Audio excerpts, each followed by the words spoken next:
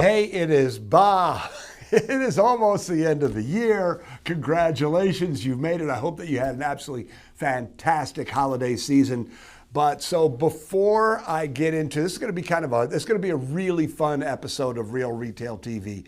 I'm going to share with you one of the videos, a video lesson from the Retail Mastery System.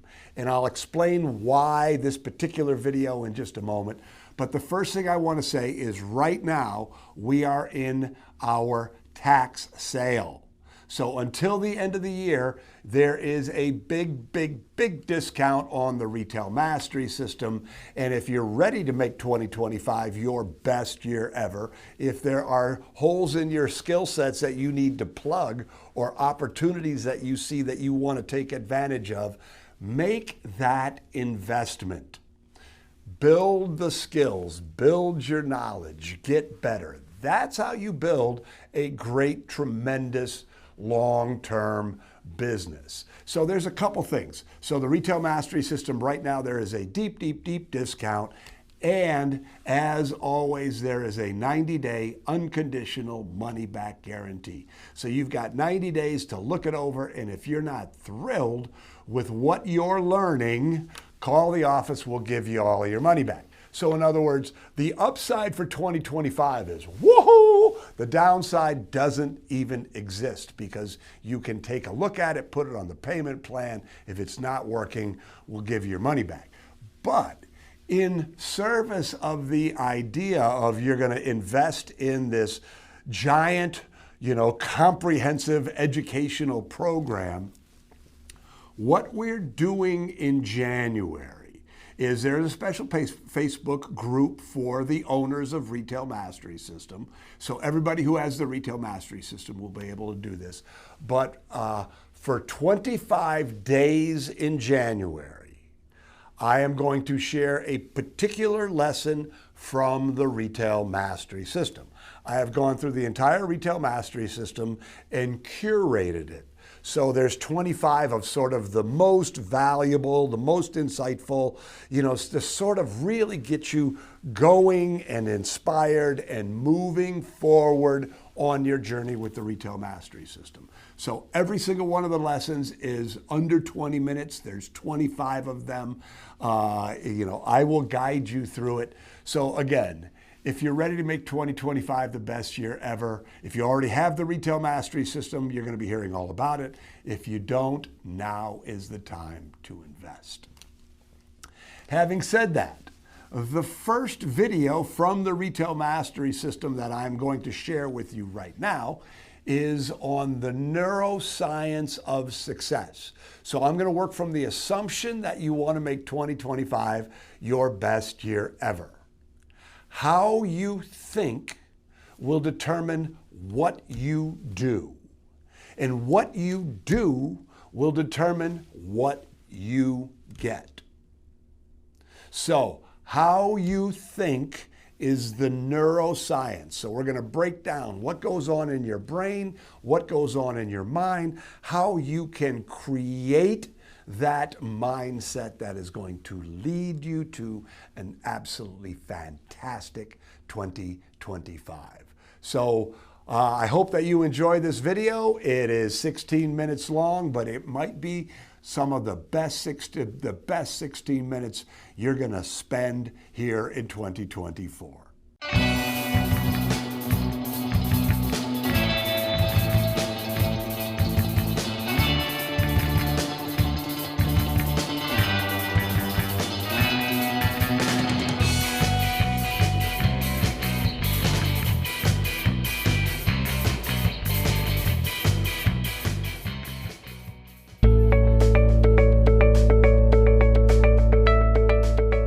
So now let's talk about the neuroscience of success, the science of the brain. And I find this so incredibly interesting.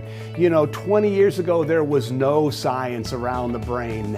There was speculation. Now they can really get in there and actually see what's happening. What they're finding out and what they're learning is so important for us as business people.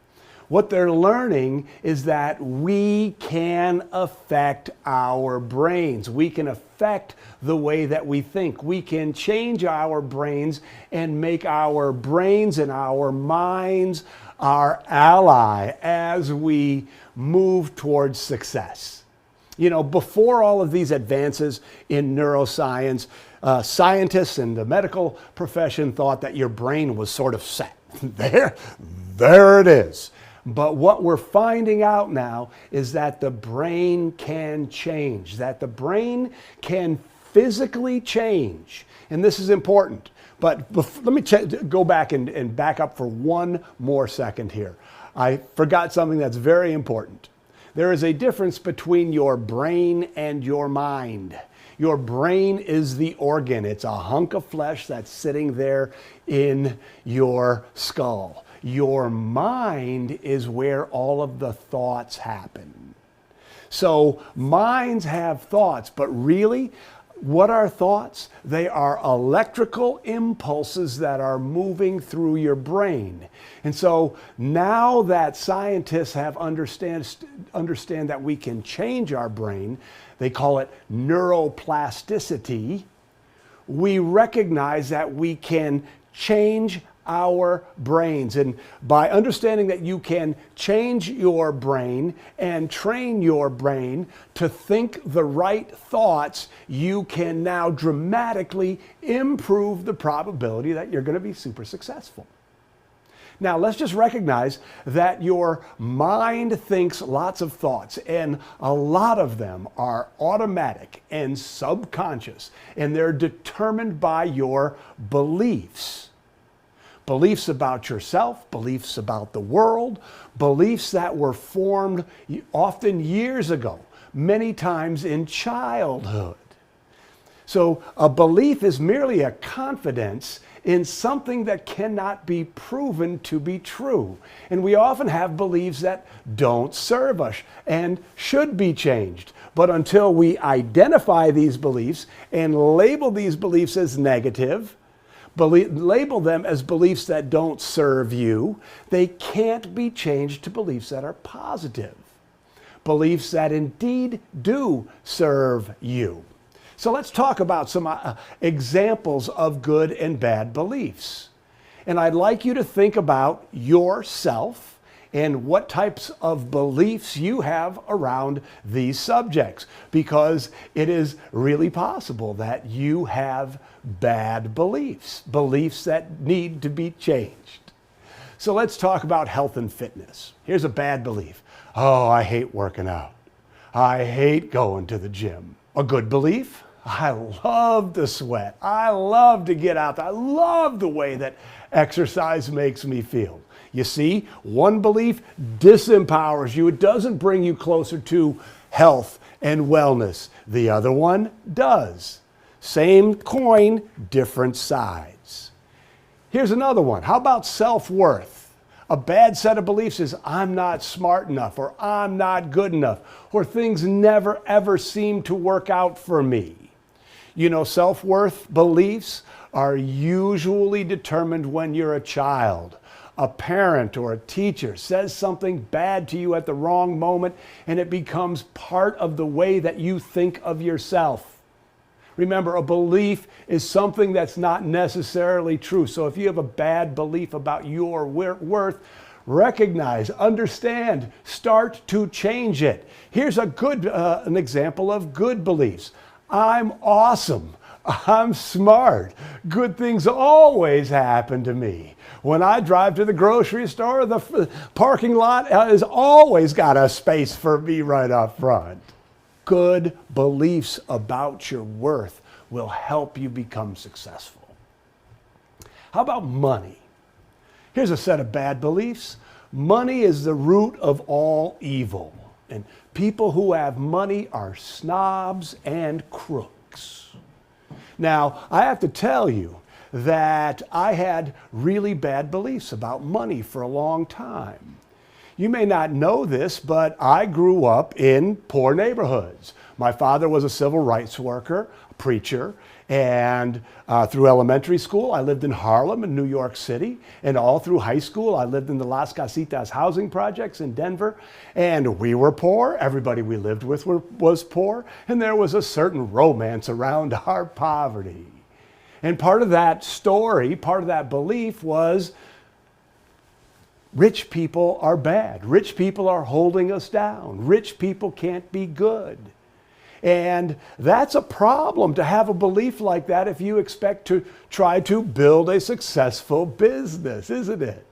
I had to change my beliefs around money. And I may tell you happily that I've changed my beliefs around money. You know what I think now?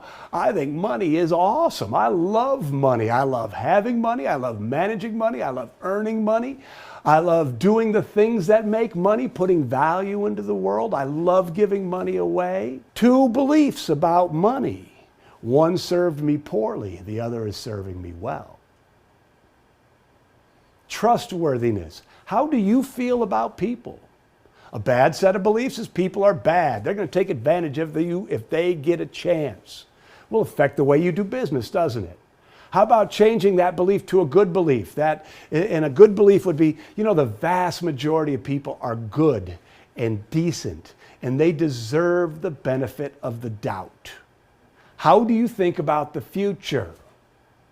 A bad set of beliefs is that there are problems around every corner. I am so worried about what's going on in my industry. I'm so worried about what's going on in my town. I'm so worried about what's going on in the world. It makes me nervous. I'm afraid. I don't know what I should do. That's a bad set of beliefs. Not having confidence in the future. It's hard to be a successful retailer if you don't have confidence in the future. Let's take a good look at a good set of beliefs. The future is bright. I am super smart, and I know that no matter what happens, I will be able to take advantage of opportunities. There has never been a better time to be alive. So the things that go on in your brain and your mind affect your success. Now let's talk about a couple things that happen in your brain and in your mind. And the first thing I'd like to share is talk about the reticular activation system.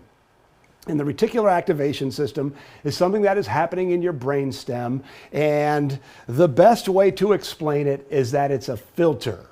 And that filter will bring into your consciousness whatever it thinks or you thinks is important. Let me give you an example of the reticular activation system at work. Susan and I wanted to buy a van, and we thought a Honda Odyssey was the van that we wanted to buy. So since we were interested in a Honda Odyssey, our brain allowed us to see every Honda Odyssey on the road. And we saw every Honda Odyssey. Then we went and I tried out. We went and sat in it. I didn't fit very well on a Honda Odyssey, so we went and took a Toyota Sienna for a test drive. Well, guess what? I fit in the Toyota Sienna. So now our brain was not serving up Honda Odysseys. Our brain was serving up Toyota Siennas. I've never been pregnant, but I have been told that when you're pregnant, that you see every other pregnant person out there. So just recognize that your reticular activation system is calling up things that the subconscious may deem important. So let me give you an example of how this works for you. So if your belief right now is, I'm not worthy, your reticular activation system is going to find things out there that reinforce that belief. This is why you have to pay attention to what you think, because your reticular activation system doesn't care what you want, it cares about what you believe. So, I'm not worthy. And every time you do something wrong, your reticular activation system is going to call it up and bring attention to it. If you're pessimistic, your reticular activation system is going to find information that reinforces that belief, even though it's a negative belief. So you have to recognize it, deal with it, and try to replace those beliefs with new beliefs. So just recognize that your reticular activation system is working really hard to reinforce beliefs. Some of those beliefs empower you, and some of those beliefs disempower you. It's your job to change your brain. It's your job to be conscious of your thoughts. It's your job to recognize what's being called up and then to act on it. Reinforce it if it's a positive belief. Do something else with it. Try to replace it if it's a negative belief. The other thing I'd like to share with you is what's called the psycho-cybernetic mechanism. And this is a concept that was developed by Maxwell Maltz back in the late 50s. And Maxwell Maltz was a very prominent Beverly Hills plastic surgeon. But what Maxwell Maltz found was that the people who came into him for plastic surgery kept coming back. You know, first they just thought it was the nose, but then once the nose was fixed, they thought it was the eyes, and they just kept coming back. And what Maxwell Maltz realized was it wasn't the physical beauty, it was their beliefs about their self-looks, their self-worth, or their beliefs about their beauty that needed to change. And so he wrote a best-selling book. It's called Psycho-Cybernetics, and it's been in print continuously since 1960.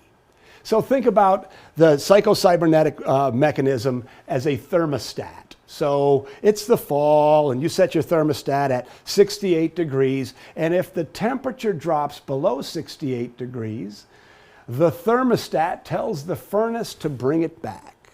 Or if it gets too hot, the thermostat will tell your air conditioner to bring it back. And that setting is your psycho-cybernetic mechanism at work. That's the analogy to use. So the status quo, where you are comfortable, the set of beliefs that you adhere to, anytime you try to stretch yourself, your psycho-cybernetic mechanism's going to try to bring you back to that setting. So let me give you some examples of this at work. So everybody I know knows someone who just can't seem to get relationships right. They have beliefs about their worthiness for love. And they find somebody and they meet somebody and things are going great, and they always find a way to screw it up.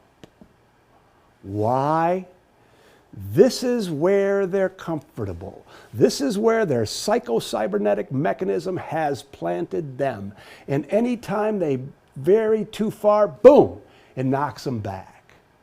You've all heard the story about poor people winning the lottery and losing all that money, those millions of dollars, in almost no time. It's because those people, their psycho-cybernetic mechanism is telling them that they don't deserve to have money, that they are poor. And then when they have money, the psycho-cybernetic mechanism comes into play and boom, they lose that money. This happens all the time.